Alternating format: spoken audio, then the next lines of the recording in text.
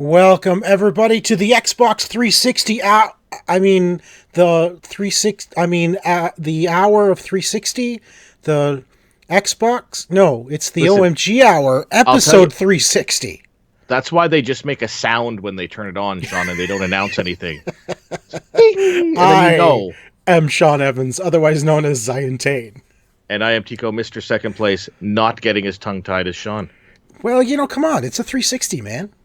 Sean. This is the 360.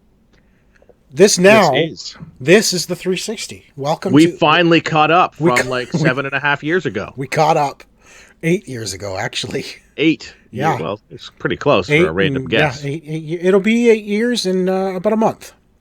Well, So there you go. that's pretty awesome. But gaming, man, gaming. 360, let's talk about the Xbox 360 and all the new games that are out for it. Oh, wait a minute. No, we're way past that now, aren't we? We're too late. Man, we're just way too late. We're hopping on the bandwagon like 5-6 years too late. Yeah, that's just. I think it's going to be just boring. Let's talk about newer stuff. How about that? Oh, like the Final Fantasy VII demo on PS4? No, not that. Okay, Let's talk about that. So I played it. You did. It was like the opening scene where you infiltrate the reactor core. It's the exact same opening from the original, of course, all done up, brand new. This is not a remaster. This is a remake. And it's beautiful looking. Yeah. I am still a little bit on the fence how I feel about the game and the gameplay itself, because the original game was obviously a turn-based RPG. Correct. This is not, but I do believe you can switch it to turn-based in the full game. This demo doesn't have that option. It's all action. It's just button pressing. It feels like a button masher now instead of a turn-based Tactical? RPG. Yeah. Tactical, because not necessarily a tactics game, because not that's a tactics, different. but a tactical game where you have time to think through your actions and decide I'm going to use this, and decide for every character in the party what they're going to do. Whereas now you can control any character you want, but you have to switch between them on the fly, and it's just, oh man, some things, for example, when you want to use like a potion to heal, at least stops time while you choose that. I don't know. I'm still a little bit on the fence. I think it plays well. It looks gorgeous. I don't know if I like the new game style. I would probably switch it. I will play it because I love the game, but I'll probably switch it back to the original turn-based because that's what I love. Yeah. The other thing that this is just something that bothers me, and this is probably just because I'm not a manga watcher. I don't do a lot of, Japanese manga, stuff like that. But it's the acting in it. Whenever they do it's just those little grunts and groans and just those little things. I don't know. It just feels so unnatural. The anime sort of reactions, like when there's no words involved, is like, just it feels so weird and it's so unnatural, and it makes it fake, in my opinion. You know what I mean? It depends on, and again, this may be how the final version, North America version, is, or this demo may have been sort of geared towards the Japanese. Maybe I don't know. So we'll see. I guess when the final version. I'm going to wait till it comes out on Xbox.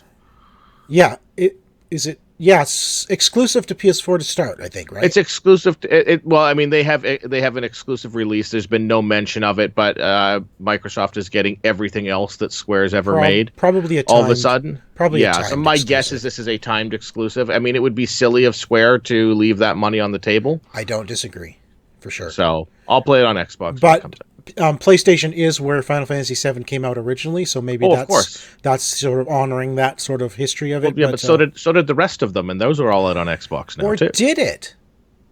It was PlayStation 1, yeah. What? But was it not? Was it not GameCube? 7? No. Okay, so I think. No, you're right. It was PlayStation because it was like 4 discs. Yeah. Yeah, it was PlayStation. I remember that. I might actually still have it. Yeah, so Final Fantasy 7 demo. It's available now for anyone to play. It probably lasts, I don't know, an hour, maybe. I guess depends on how quickly you get through the battles. It's not terribly difficult. They actually start you out with like 20 potions. So it's like if you die, just use your potions faster, basically. Yeah. But it's it looks great. They've done a great job, like doing a remake. I would love actually to see the kind of care go into a remake of Final Fantasy X, because that is my favorite of all of them. And 10 does not play that badly. No, it doesn't. The remake or the remaster? Yeah, remaster, yeah. But you're talking about like a new engine and an actual, that story in a new engine, yeah. Like they've done with 7. I think that would be fantastic. In fact, I would love to see them take 10 and throw it into the engine they used for 15. You know, that everything about 15, but turn it into the story of 10 would be fantastic. It'd be amazing.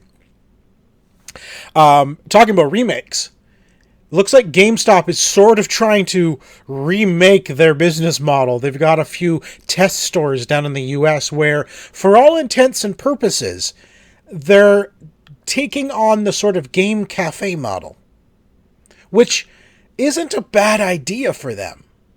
No, I mean the whole thing. I mean, you and I both used to work for EB GameStop. And the whole thing used to be like, you know, the hype of the midnight openings where you'd get like, I remember when you'd get like 50 people in line waiting for a game, and you'd be like, what does the matter with you crazy people outside? Or more, 50 or more, like, come on. 50 or more, like that. Yeah, I mean, I think 50 was a slow night. 50 was slow. I still remember the Halo 2 launch in Burlington. I think there was 200 people in line. Oh, yeah. I was at your store for, was it the Gears launch? Probably. Could have been. And there was like huge lines. I remember it was close before. What I loved about our midnight launch, is a bit of a tangent here now, but what I loved about our midnight launches, Tycko, when you were manager specifically, was we would close the store normally at 9 o'clock. We would do the cash out. We'd do whatever we need. Then the team, whoever was doing midnight or whoever wanted to join, would just go out and we'd get like wings and drinks and we'd have fun for like 2 hours. And then come back to the store and get ready for the midnight launch. Back to work, and and it was fun. It became a whole evening for us as workers. Like, we made it a fun evening, you know. Yeah, and we didn't mind. Launch was an event for the staff as well as for the people waiting. That's what EB I think is trying to do with this and turning these things. Like we see a huge growth in the board game cafe. I think that's what they're trying to do, is turn themselves into that, to get people in the doors. People who are in the doors are going to spend money. They are not. They've got a horrible image right now. EB GameStop. The trade-ins, all the stuff. Like I've read an article just recently where they talked to anonymous employees and talked about how absolutely miserable they were. How the managers are just hounding people, threatening their jobs on a regular basis if they don't hit their, used game targets, warranty targets, and all of that. And it just sounds like it's like, and you can see that when you go into a lot of these stores now, the people just, they don't seem happy. I personally, I don't shop at EB anymore. And I don't know if I go into EB whenever I'm at the mall. I will stop in at EB and look around, and the store does not excite me anymore. Like, it really does. And in fact, they're trying to cram so much of the toys and accessories now into EB that the store, honestly, it looks like a disaster area. Yeah, and the problem is those are the high margin items. They are not making money off of the actual new games. They don't make much off of the new games or new consoles. They make money off of the used stuff, but nobody wants used stuff anymore. Right, exactly. So what this new model is there's a couple of things. They're going to have some of the stores, they've already opened it as a sort of a test market, and they're going to put like tables in the back room where there's big open spaces and invite people to come and maybe bring in like a DM like once or twice a week. And people who want to actually sit down and play a D&D game who don't normally have their own group can come in, sit down and play a D&D game for a couple of hours. Others would be like, they might have a couch that in front of a television where you can sit down and actually play games before you buy them. Sort of a try before you buy deal where you can, Because you've got all the games in the store. You can grab a game, sit down, Yeah. plug it in, maybe do some couch co-op with some friends that you normally won't do or can't do. It's just sort of like they want to turn it into this sort of a meetup. You get a group of friends, just let's meet up at EB, let's grab a couple games and let's just have some fun. It's not a bad idea, but I wonder, where's the money model? Like, are they charging for the rental? Do you pay $5 for 2 hours of play or something? Like, I don't know. I would assume at this point it's just about getting bodies through the door. EB is seeing a significant decline in people who are actually going into the locations. I think they're just trying to get people through the door at this point, Right. with hopes that they will, while they are there, they will possibly buy something, or when they are there, give them deals on stuff. Right. Yeah. I don't know anybody who's going to be like, man, let's go play, D&D at EB Games and pay them to be there. Well, you right? would you would at a board game cafe, and a lot of probably game groups do that. That's where they meet. At a board game cafe, yes, I would absolutely consider that at a board game cafe. Because at those because those cafes where you can actually get drinks and food. Food, and it's an environment built for that. Would I pay to go and hang out in the back area of an EB Games at any point in my life? At a mall? No. Yeah. Well, wait. Yeah, not pay, but if it was a midnight opening 12 years ago, yes. Yeah. Okay. So yeah, I guess I used the word at any point in my life. But I'm not going to pay EB $5 an hour or whatever it is to hang out in their back room. No, I hear you. They would have to, if this business model goes forward, they'd have to completely revamp the whole store. Well, it looks like they'd have to sort of have, they'd have to do the board game cafe thing where it can't be in a mall, right? You'd need to be sort of a standalone or in a strip mall with an actual cafe. Have a cafe in there, like literally do the game cafe model, but you're doing board games and video games in one. That's what makes them unique, because most of these cafes now are either video games or board games. They're not both. Right. If they can capture the market of doing both in an actual cafe, they might have something. Yeah, and then you run into the problem. How many of these per city? Like where I am in Hamilton, there's like 18 EBs. I think out your way, Kitchener-Waterloo area, there's probably another 9. And there's probably that many board game cafes here too. Yeah, but like, how many of these are you going to turn each one of these EBs into one of these situations? I don't think you can. I think you maybe have 1 or 2 per geographic region, and I agree. Hope that people flock that way. I think this is a future of EB, but I don't think it's the future of EB. You know what I mean? I am glad to see that they are expanding their thought process on how they're doing this. We both have friends who still work at EB, so I'm glad to see that they are looking at some different ways that they can potentially still get some revenue rather than. I mean, it has been very doom and gloom. I mean, GameStop closed 150 stores in the U.S. In 2017. I think there was a bunch more stores that were slated to be closed. I'm not sure. Last year they did more too. Yeah. They closed more. So I certainly don't want to see that happen to EB. I mean, I still have fond memories of working there when it was back in the day. Oh yeah.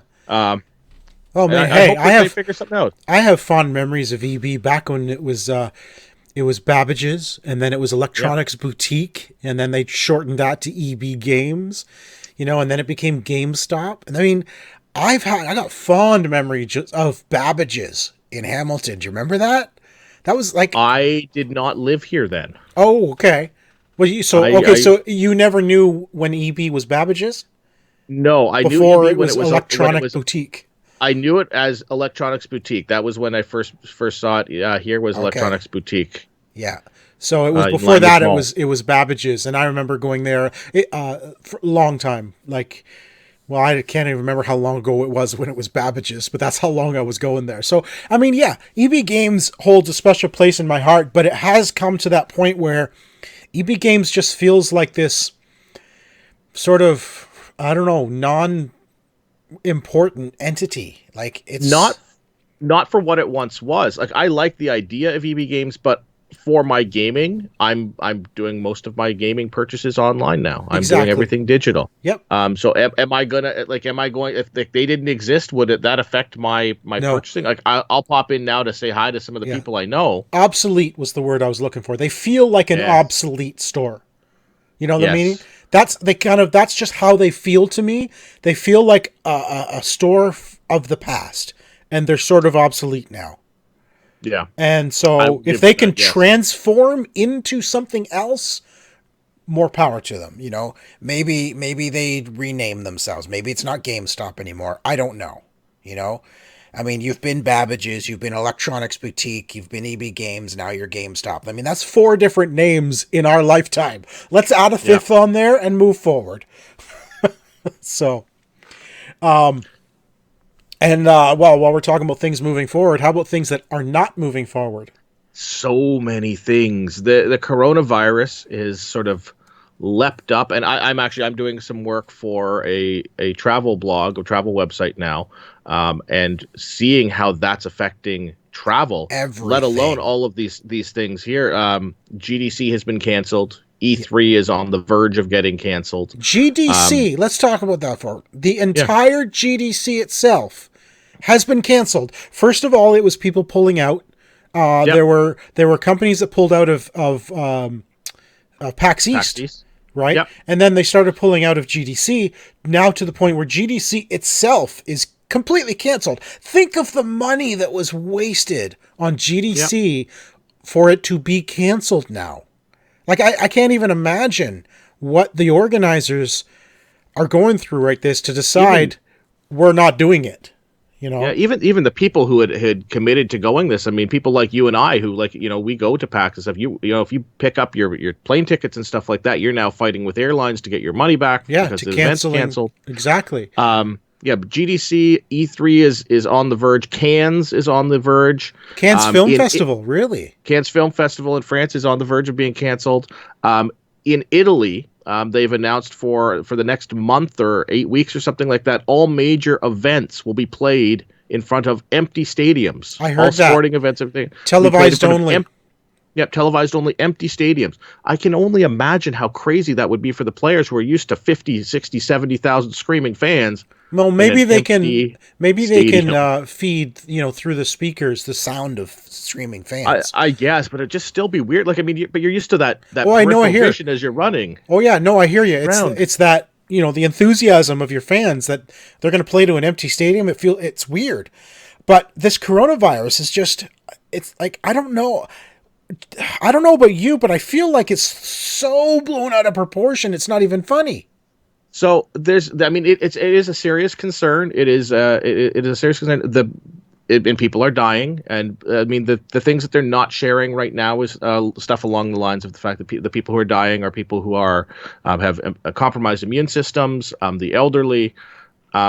It's a big deal because this can be easily passed on to somebody, so you can get it but there's the big concerns that I think that people have with this right now is it's so hard for people like in Canada. We have great healthcare, so we can get tested, no problem, Right. and get taken care of. But that doesn't affect us. Like if you get sick and you have to miss work, you're not getting paid for that unless you want to use some of your sick days or vacation days. But when you run out of that, but in the States, they don't have a universal healthcare system, so a lot of people don't have coverage. Well, They not don't have like if I'm sick, I can work at home. I get paid. Yes, But if my wife doesn't work, she doesn't get paid. correct. If area doesn't work, she doesn't get paid. Yeah. Right? There is no sick days. Well, they do. Full-time people. Right. Full-time Yeah. people will have sick days here and, Yeah. and vacation days that you can take. In the States, they don't have this luxury. There's a lot Right. of people who can't afford to take the day off work. So if they No, have they a don't sore because throat, if they take time off work, they don't get paid. right? So they're forcing them, and not only that, but if they do get sick, they can't afford to be sick because you can't even go to the hospital. You go to the hospital. Like the test for coronavirus in the States, I read was $1,000 per test. Ridiculous. So if you're sick, you're not going in and getting yourself tested if you have a No. sore throat. You're just hoping that you don't have it. Right. And you're showing up to work at McDonald's and sneezing all over the fries anyways because you can't afford to miss a paycheck. Exactly. It's ridiculous. Well, I even got an email I got an email today about our office building saying that basically, as of now, until further notice, every person in the building must take their computer home with them at night, their laptop, just in case you have to work from home the next day for whatever reason. Yeah. If you're sick, stay home. They're doing an actual, they're doing a test. The whole building has been asked to do a 1 day next week where the entire building works from home. They want to make sure it works. Yeah. So it's just it's everywhere now. It says permeated everything to the point where these big things are being. I was surprised PAX wasn't canceled. I'm going to be honest. We're talking the 2020 Olympics in Tokyo on the verge of getting canceled as well. And it's weird because I've played the game Plague Inc. on my phone, and this is exactly how that went. I mean, the 2020 Tokyo Olympics is one of the events in the little scroll that says the 2020 Tokyo Olympics has been canceled due to whatever name of virus you've created. This was you? No, this is the game. Just the game. I had nothing to do with the actual Your virus. game is real?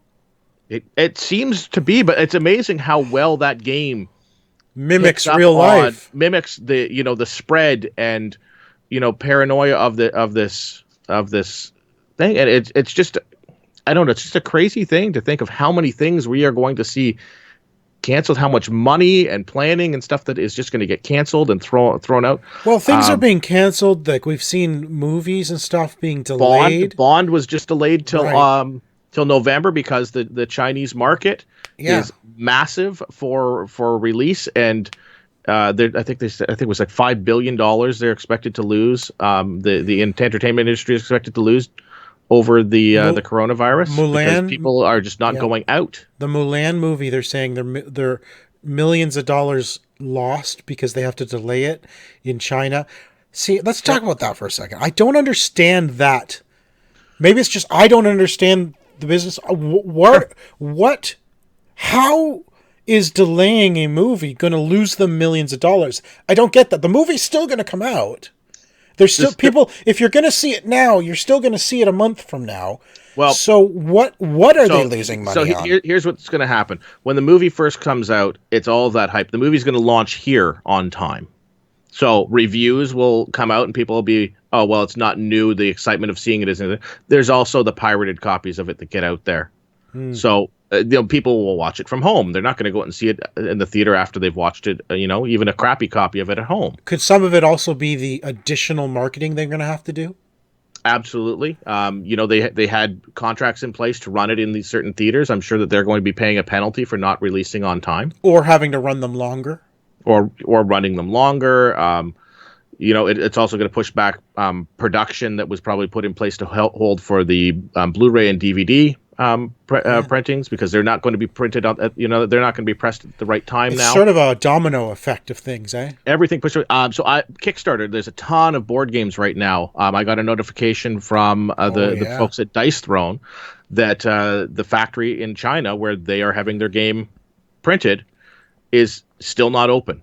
Area was supposed to get her new phone today, the Samsung Galaxy S20 Ultra. If she was supposed to get it today, it's been delayed. We don't even have a launch date for it. Yeah. And that's worldwide shortages of the S20 Ultra. Yep. So we don't even know when we're getting it because we just don't know. Because factories are still closed in China, so people are not going back to work.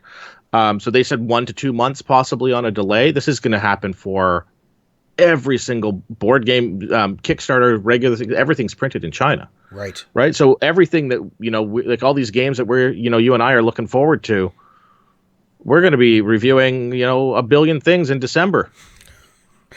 All in one day. All in one day. They're all going to show up. Well, but yeah, it's everything is affected by this. And, there's so much money lost, again, from the travel industry stuff that I've been reading. Indonesia cut off travel from China to Indonesia. They saw, I think it was about $5 billion in travel tourist dollars coming from China, and they've cut that off. There's hotels there who are telling their staff, wear your street clothes to work so they can save on the costs of having to clean uniforms. Yeah. This is nuts. Now, Dorothy, I don't want to get on the topic of theories and stuff, but there's just one thing that's interesting. Maybe we should move on after this. All right. But Dorothy had read somewhere that there is some belief that this virus was actually engineered. It's not a natural virus, and it actually targeted China, like as a population control thing. I don't know where she read it. I don't know how true that is, but there's some word that this is not a natural. It didn't come from animals like a lot of the others have, the other viruses. Yeah. It was somehow an engineered virus, a lab grown virus, right? I mean, that's been, we've seen this in spy thrillers and stuff like that all the time. Obviously that's always going to be a concern, particularly with the governments that we are used to these days. Oh my with gosh. the people we power we have to. You would not put these sort of things past the governments we have. No, and I think it shows more, not necessarily the validity of that claim, but moreover that the people feel that uncomfortable with their own governments and with the governments out there, that this is something that it is having an actual conversation. People are having an actual conversation about. I will say that what this really does show is how much China controls in this world. Yeah. With all of these product delays, whether it's games, phones, anything, it shows you how much is actually done in China. And how much shutting down China shuts down practically the entire world. Yeah. It's incredible if you think about it. Significant Huge. Delays and dollars lost and everything like that. And I will just say this to end this whole little thing that we have is just wash your hands. Right. That's the one thing that everybody say, wash your hands. As often as you can wash your hands, wash your hands. That's going to help prevent you from getting sick. Just wash your hands. Well, let's talk about some cool stuff. Ghosts of Tsushima, which is I'm going to put that as the sort of it's my 2020 Horizon Zero Dawn. All right. Okay, you know how much I loved Horizon from the moment they announced it, right? And how much I loved Horizon. Aloy has become my most favorite character of all time, or video game character. Ghost of Tsushima is another one. As soon as I saw that game announced at whatever E3 it was, or whenever they did it, I'm like, I need this game in my life. So they've just launched the story trailer. It's about 3 minutes long, and it is beautiful. Like, it's more than I was expecting. It looks like there's a lot of, it's samurai, but there's a lot of like stealth stuff. You're sneaking up behind people, grabbing them, and thrust the sword through them. So it's not just sort of running sword. It's not these epic, huge, I want to call like For Honor type battles. It looks like it's going to be more of a stealth thing. Gorgeous looking game, and it comes out June 26th. They've given a launch date for it. So June 26th, I am super excited for it. And they've just announced that date too. So that was after the virus had sort of already kicked in. So that bodes well. That means we'll actually see that as the release. They've also announced some collector's editions. There's a physical collector's edition with like this, I don't know what's it called, kabuki mask? Is that right? The half mask thing? Is that the right name? I don't even. It's not. It's whatever. Now because you said kabuki, I can't stop thinking kabuki. Right. No, it's whatever the demon masks, right? Sakai mask. A Sakai mask. Comes with a mask and a stand. It looks really cool.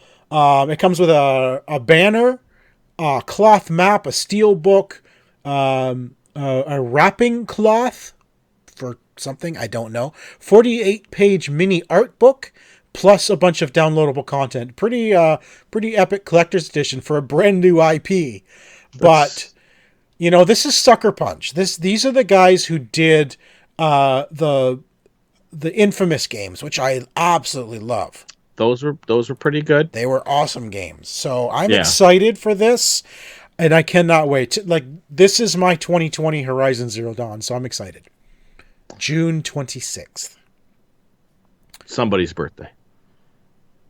Not ours. I'm just saying it's somebody's birthday. It actually is. Actually, yeah. Well, June 25th is my anniversary, so. Well, there you go. Good anniversary gift, right? Hint, hint. Hint, hint.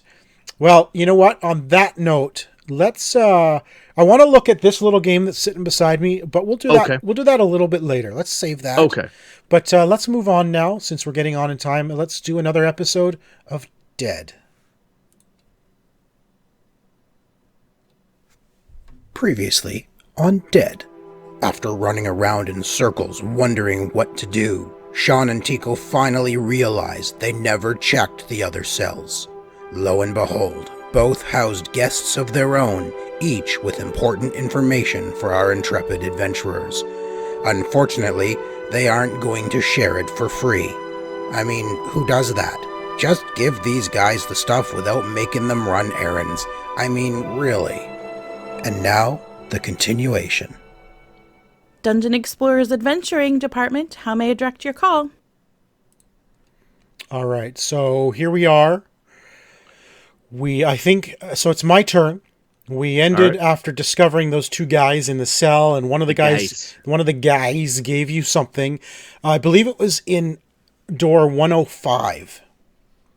So yeah, I want to go talk to him as me. Right. And get whatever item he's going to give me as Osaku, or whatever my name is. So I'm going to check 105. That is correct, right? 105? Yes. 105, yes. I'm going to check 105 and see what he has for me. The first door has a little barred opening and a golden lock. Does anyone have adventure card 74? If so, then read entry 522. Otherwise, read entry 544. When you look through the bars in the door, you see a very old man with a beard leaning back against the cell wall. You clear your throat quietly so that he notices you. He turns slowly to look at you. Well, well, well. What have we here? You don't look like a guard to me. Then my congratulations on your escape. Then he grins at you. Curious, you ask him, how long have you been down here? He considers for a moment. I've long since stopped counting the years. When I first arrived here, I was still young and had a full head of hair, but that was a long time ago. I'm going to just stop it there because we did listen to that whole thing yesterday.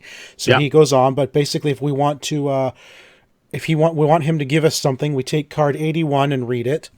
And in this case, so who wants to accept his offering? And I am Okuro, so I'm going to read entry 155 as Okuro and see what he gives me. You look pretty hungry, said Monty. Here, take this. He passes you a piece of stale bread. Take adventure card 71. Thanks. I got some stale bread. Isn't that great? Well, that's just fine. It has a free action on it. So there's the stale piece of bread. You may eat this piece of bread to heal 1 health point. So Tycko, we got you some more health. Stale bread. Woo. Yay. You got stale bread and cheese. Yeah, you got make a sandwich. You got a whole meal. You got some black potion to throw it down with. Yeah, I'm still trying to figure out what we do with this. I tried to pour it down the thing and it wouldn't do anything last time, right? We need something to put. See, the guy in 205 wants a drink. We don't have anything to put the wine in. Yeah. We tried 707, which is the door in the room where Edric is, and it has no handle on it. So I don't know what to do there. Yeah. We got this ring with an ornament on it. I don't know what that does. Let's try to put did we try to put the ring on the broom? We did, yes. Oh, we did that. It told us there was no entry. Okay, so we've got upstairs. We've got the 3 locks. We only have 2 keys. We need to find one more key. What was 809 again? That was just a pile of rubble. Yes, we did check that. There was a coin in there. I forgot to mark down that we've already checked it. So upstairs, all that's left is those keys. We need another bronze key. We need another key, which I'm guessing has to be. It has to be down that 401, right? Like that's got to be it. How do we get it out? That's it. I don't know. We tried the broom. We tried the knife. Yeah. Well, the knife is gone now, so we can't. We've tried just the broom. You know what? Too, we right? didn't try just the knife on 401 because I don't know how deep that is. Maybe we could have tried just the knife, but it's no. Then we'd still have the knife. We destroyed the knife though, trying to get 409 open. That would mean we'd be stuck. So I can't imagine that that's the case. True. And it's a snake. Do snakes like cheese or bread? No, that's for you to heal yourself, man. Yeah, I know. You know what? You know what? I don't. I'd love to hear what. I had a theory. So 509, which was the spiders that you stupidly stuck your hand in. I adventured, but sure, let's go with that. Might I suggest you use the broom? All right, so let's try 17509. 17509. All right. Because I thought we were going to do that. I think we might have. So it'll tell us in a second, because we'll know if we got something out of there or not. I think we may have done that. 17509. All right. If this works out, I'm the hero. What's that? Can we say that? No, I think you've already done this. I think that's where you got your emerald from. You think I did it? I think you did it. I didn't use the broom on 309. I think you ran past me on the ground holding my spider bite armor. So let me check this. Well, let's check it out. All right. When you use the broom to sweep away the spider webs, something tinkles on the floor. What kind of a spider spun these webs anyway? When you glance down at the broom, you see that it's crawling with spiders. Grossed out, you toss it away. Return adventure card 17 to the box. Take adventure card 25. Oh, so we lost the broom. All right, now we have probably like a broom full of spiders. You're carrying it, by the way. And it... Oh, no, we got rid of I threw it away. We got rid of we don't have the broom anymore. What was the tinkly thing? Hey! It was a bronze key. It was just sitting there the whole time, Tycko. Well, I thought you already did that. All right. Okay. Let's meet up at the door. All right. Well, we're going to head up. Oh, yeah. I guess we should have been up there anyway. Let's meet up at the door. All right. Here's a key for you. Key for me. All right. It said. Yeah. We've done that. We did that. So we add up the values. So I think we enter whatever they are in order. So So it's 13, 20, 25. 13, 2025. Here we go. Let's see. Do we get out? You turn the keys one by one, unlock all 3 bronze locks, and push the door open. Ooh. At first, you're blinded by the bright sunlight. Then you realize that this is the way to freedom. You call your companions over and gather at the exit. Return adventure cards 13, 20, and 25 to the box. Take room card F and place it above room card Q. Then place all character figures on room card F. A note, 212, hangs to your left, and to your right is a box, 312. But your eyes are fixed on the drawbridge spanning a deep ravine that lies ahead of you, 112. The path leads across green meadows before vanishing into the distance. You eagerly suck in fresh air as you approach the drawbridge.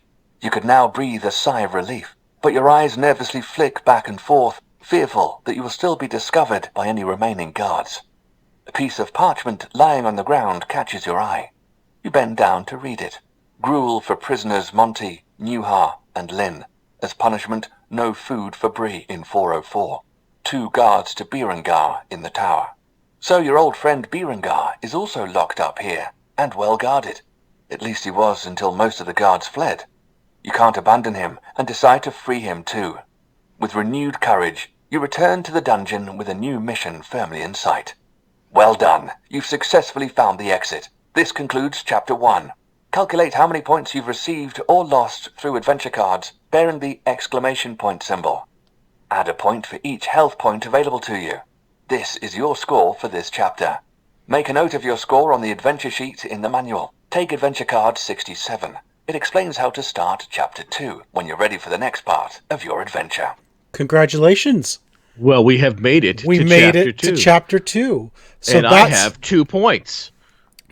You do have 2 points, and I have 10 points.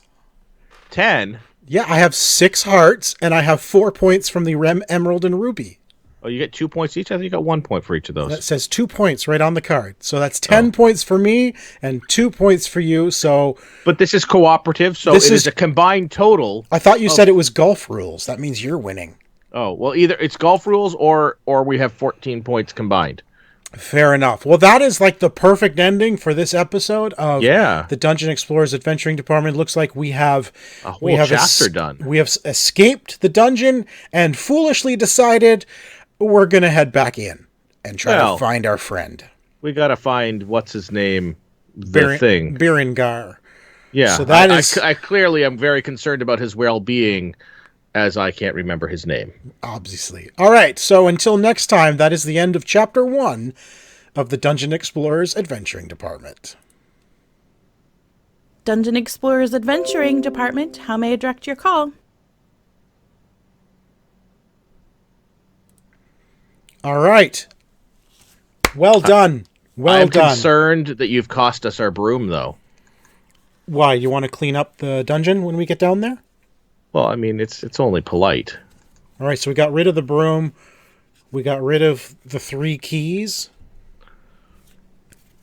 And I did get you some stale bread, so you could heal. You should have healed yourself. You could have got more points. Yeah, but I don't know if the points mean anything.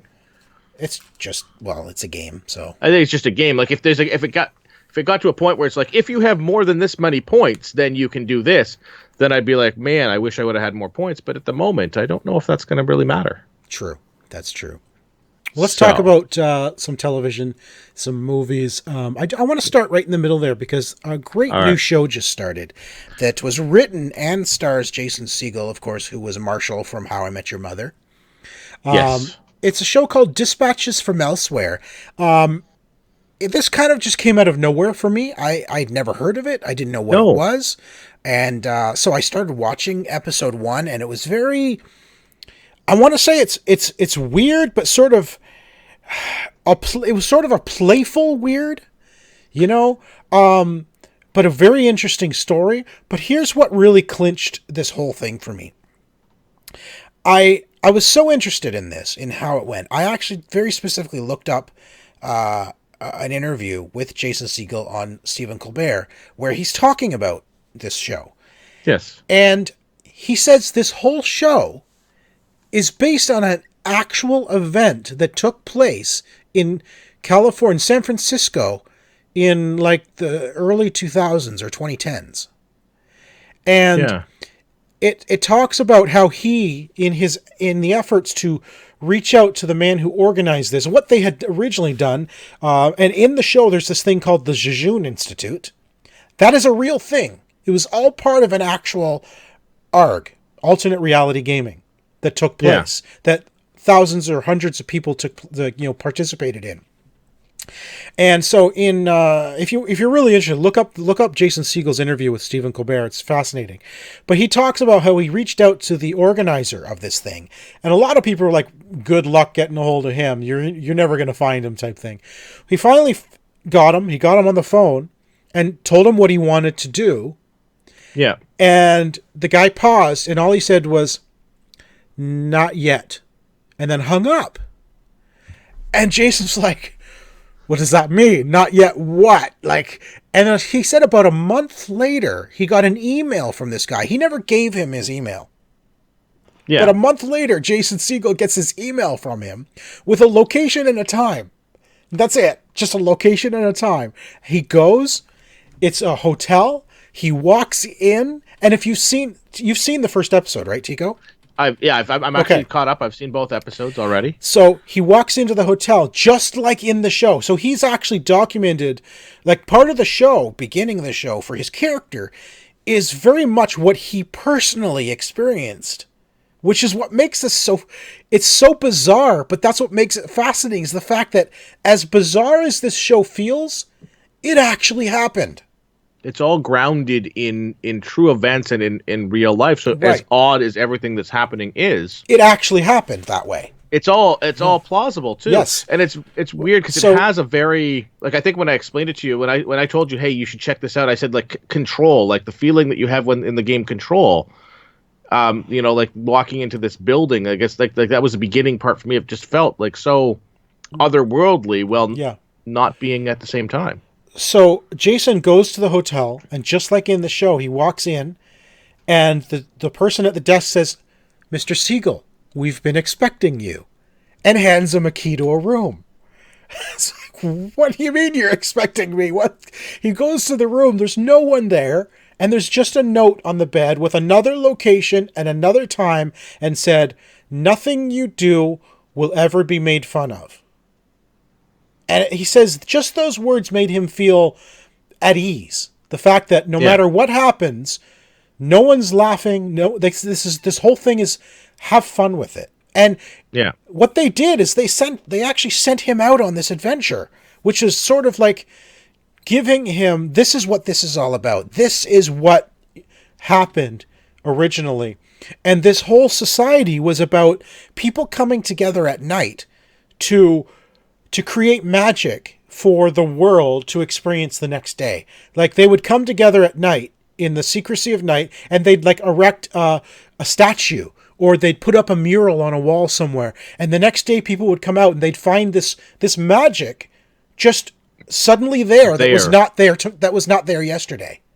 Yeah. You know, and that's what it was all about. It was about bringing joy and togetherness to people in this world of like negativity. And but the show itself, I think, is so beautifully written.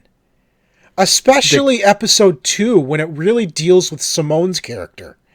It's so beautifully written. It's unbelievable. The characters are so absolutely, like you said, well written. The characters themselves are so interesting and well written. And I'm just 2 episodes in, and I'm just loving the show. I think it is a short run series that they're doing. I'm not sure how many episodes it's going to be. Yeah, I don't know. But, it's 8 or 10, I think. I'm not sure. Yeah, but so interesting. One of my friends on Facebook, when I posted how beautiful this show is, and I totally agree with her. She says, I wish this was launched all at once so I could binge it. Absolutely. Yeah. I totally agree. This is a binge-worthy show. It is so amazing to watch. You know, like I feel the emotion that they're writing. It is so well done. Yeah. And you got to check. If you have not seen Dispatches from Elsewhere, go into it realizing that as strange as it feels, these events happened. Yeah. Like there is a scene where in the rain, in order to find the next clue as to where he's supposed to go, he is told on the phone, start dancing. So he had to start dancing in the rain, and this group comes around the corner playing music, and then this Sasquatch comes along and hands him an envelope with his clue in it. That actually happened, Tycko. As bizarre as that scene is, it actually freaking happened. What? It is so absolutely interesting. It is for anybody who's looking for it. It's on AMC. I actually, because I found this sort of almost by accident, as it aired after Walking Dead's mid-season premiere. Oh yeah. Oh, that's what a great season premiere of Walking Dead that was. Yeah. So it's such a fun show. So AMC. If you watch traditional TV, you got to check that still. You got to check that out. So AMC, I think, comes to Netflix in Canada usually the season after. So I guess we'll see it on. If you can't get AMC, then check out Netflix, I guess, after the show finishes airing. Yeah. Man, sorry, I can't get enough of that show. It's so well done. It's beautiful. Other shows that are supposed to be coming, PlayStation and HBO announced a Last of Us TV series. And okay, whatever. It's like, I don't know if I want this. I mean, I don't have a problem with this. I mean, it's a good platform to sort of pull. Here's it feels like it's going to be like another zombie type. Yeah, it's going to be another Walking Dead, right? I mean, they're not zombies per se. It's a virus, turns things into screamers or whatever they call them. I can't remember. But okay. But here's my concern. PlayStation tried television before with that Powers show or whatever it was called, right? Powers. I didn't actually mind Powers, but to be honest with you. I found it extremely boring. Like It was very, very dry. Yeah, I'll give you that. It was dry. I didn't mind the show. It feels almost that was like a precursor to what The Boys ended up being. well, The Boys Like was at least exciting and not boring. oh yeah, I mean that's it. But they went with the action and they Yeah. realized, and I think that if they're this is HBO. HBO has done some decent shows in the past. That is they've true. put some money and budget into this. I mean, Powers was a Sony run, Sony Studios production but that was meant to air on the on PlayStation. But Sony knows how to do entertainment. This is, you Yeah. know, so I don't know. I mean, apparently there's more to come as well. This is not the only one they want to, the only show they want to do. Crash Bandicoot, the series. No? Maybe God of War? I don't know. Oh, can you imagine a God of War live action? Well, God of War a live action TV series? Oh, I would enjoy that. How about a TV show based in the Horizon Zero Dawn world? That would be good too. That would, like, not that. necessarily. You don't have to tell Aloy's story, No, but how about tell a story in that world? in that universe. Yeah. I would also watch that. What was the one with the robot peoples that just happened? The robot people? The robot android things. It was like a really Detroit. good game we played. Detroit Become Human. Oh, that would be another That great. would be a good series. That would be a good series for sure. I mean, I think those would be actually better, in my opinion, than The Last of Us. I get it. The Last of Us is hugely popular. I don't get it why it's so popular, but it is. Okay. So I understand why they want to do it, but also at the same time, they haven't even been able to get the Uncharted movie off the ground. That is true. Right? That is true. They've been trying for years for an Uncharted movie. And what's going on there? Like, and now we're expected to believe that there's a Last of Us TV show coming? Sony does not have my confidence that they're going to follow through with this stuff. Well, it depends on how much of this is Sony and how much of this is HBO. It's Sony's property. But it's Sony's property. I mean, Which means they're in control. Yeah, but Game of Thrones is George R.R. Martin's property. And he was fully involved with it, yes. But he was fully involved with it, but you know, it was a good back and forth. HBO was also very involved with it as well. Yes. If HBO is given the proper reins and we see something good, great. If not, we don't have to watch it. That's so. What I see is the difference here is Game of Thrones is working with a single author on his own personal property. The Last of Us is not a single person working on their own single property. It is a conglomerate working with another conglomerate. Whether or not that's is Sony, how involved Sony is, you know what I'm saying, studio though, right? That's made Last of Us is involved versus Sony themselves being involved. But you know what I'm saying. It'll all be Disney by the time this thing comes out, anyway. And then it'll be on Disney Plus. Yeah. Do you want to talk about the next one? Because sure. I'm not a huge fan. Canadian show, Kids in the Hall, which was a show back in the somethings. I don't know exactly when it was. I never watched Kids in the Hall. It was a sketch comedy series. It was a Canadian sketch comedy series. Is having a revival done on Amazon with all of the original actors coming back to reprise their. Is this a good thing? I guess they can reprise their characters. It was an absolutely hilarious show from a Canadian standpoint. I don't know if Americans would watch this and get it, but I mean, some of the, you know, like Dave Foley from like News Radio and a bunch of other things, like a lot of these guys have sort of moved on to bigger roles in Hollywood. If we were to go back and watch the skit show now, would it hold up, or is it very timely? I don't know. I think it would. Because I tried to go back and watch In Living Color. Yeah. And it's so based in its time that it's not funny anymore. And it is going to be very interesting, and I do not know if it will be good or not. I enjoyed it back in the day.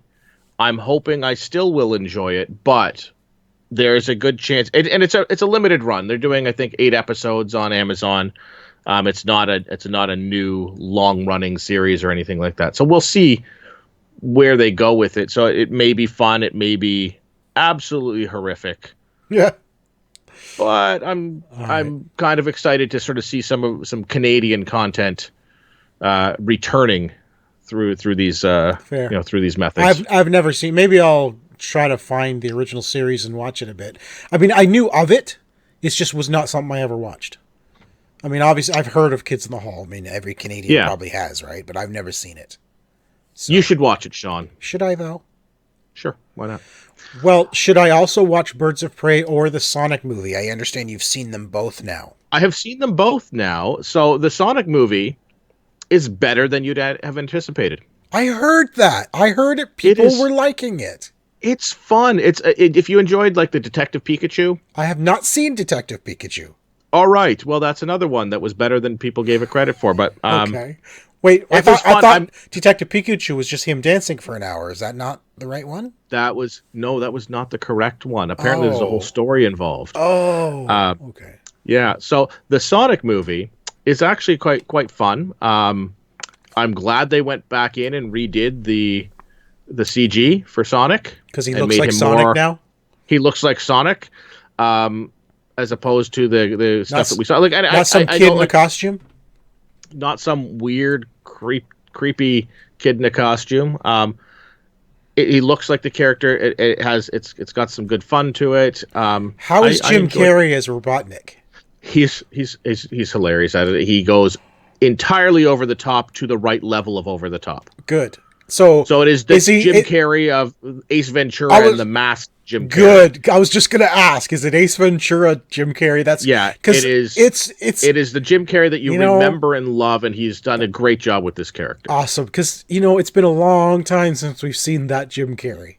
Yeah, another he looks like he's having fun with it. Another Canadian classic, right there. Canadian classic, absolutely. Jim Carrey. Yep. I would say check it out. It is a fun watch. Good. And Birds of Prey, the official title is Birds of Prey: The Emancipation of blah blah blah blah blah Harley and Quinn, the or whatever emancipation of one Harley Quinn. Yes. So it is obviously it's the beginning of the Birds of Prey team in the DC universe. This is a direct sequel to Suicide Squad. Is it actually a sequel? I thought it was unrelated. Nope, it is a direct sequel. She is playing the same character. Well, I know she's playing the same character, but my understanding was this would not be attached to Suicide Squad. It is attached to it. What happened in Suicide Squad is discussed and mentioned in it, but it does not have a huge bearing on it. It's not like a true sequel, like, oh, if you didn't watch this, you're not going to know what's going on. Okay, no, so they did not detach it from Suicide Squad then? No. Okay. No, they did not. All right. It's a fun movie. It is, as best as I can describe it, it is DC's Deadpool type movie. Like it's like that. It's there's a lot of colorful language, a lot of violence. Yeah, but here's the thing I don't understand is Harley Quinn's not a bird of prey. They're in some of the comics. She is, yes. Oh, she is. Okay. Yeah. So the bird of prey. There's been many to Batwoman has been a member of the birds of prey. So my birds of prey is Oracle, Canary, and Huntress. Right. So there have been a number of different fair variations of that team. Harley Quinn has been a member in the I believe it was in the New 52, one of the Birds of Prey in New 52. She was a part of that team. Harley Quinn is kind of an anti-hero character. She's kind of like a Venom, right?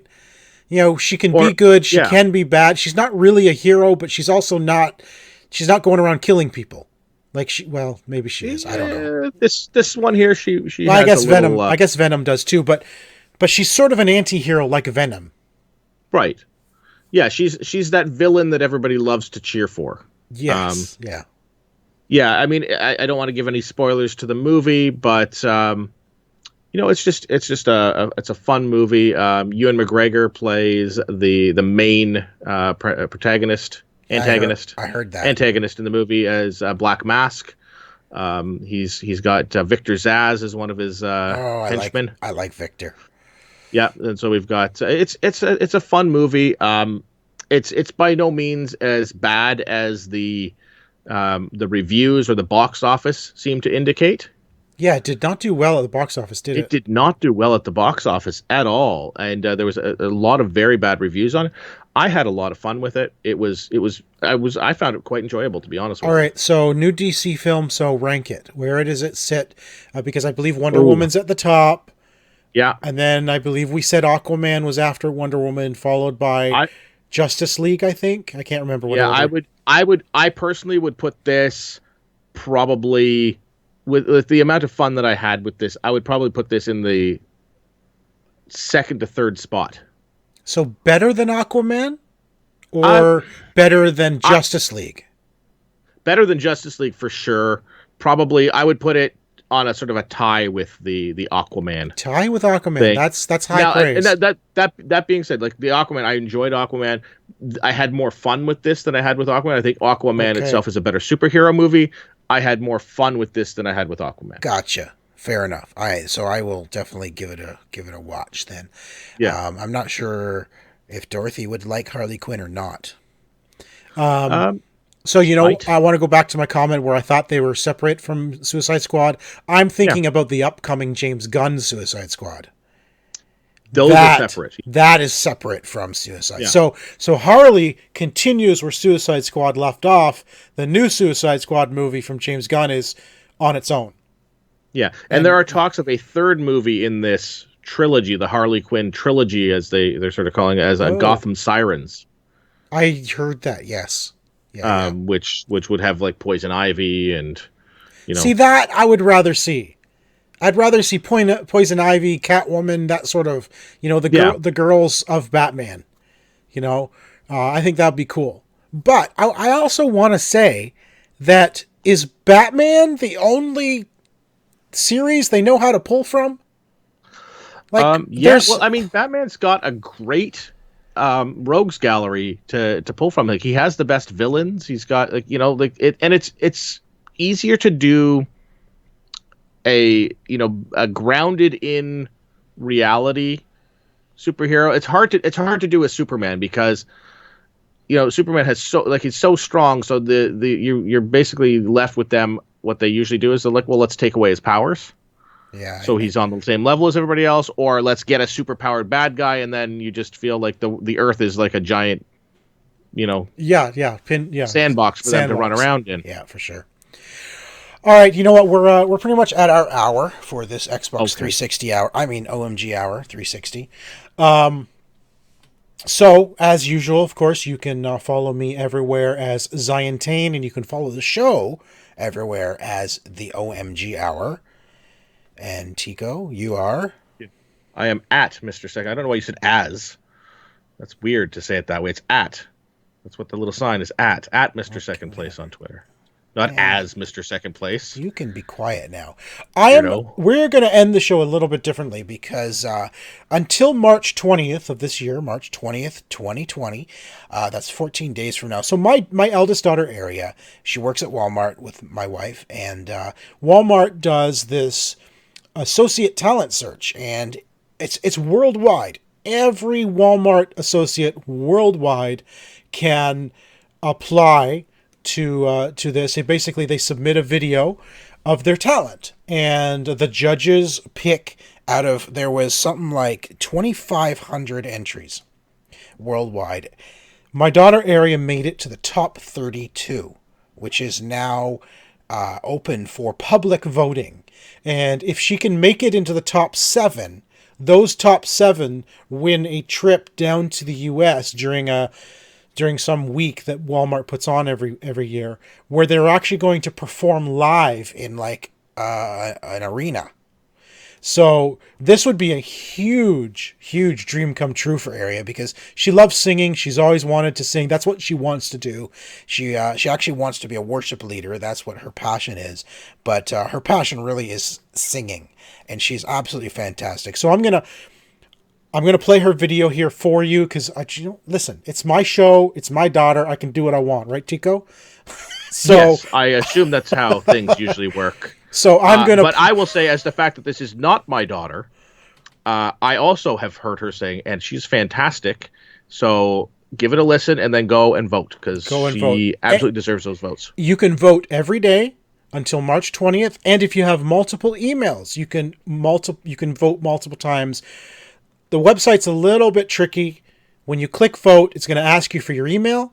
It's going to verify you're human, and then it'll take you back. You just have to click vote again to actually register it. So it's a little...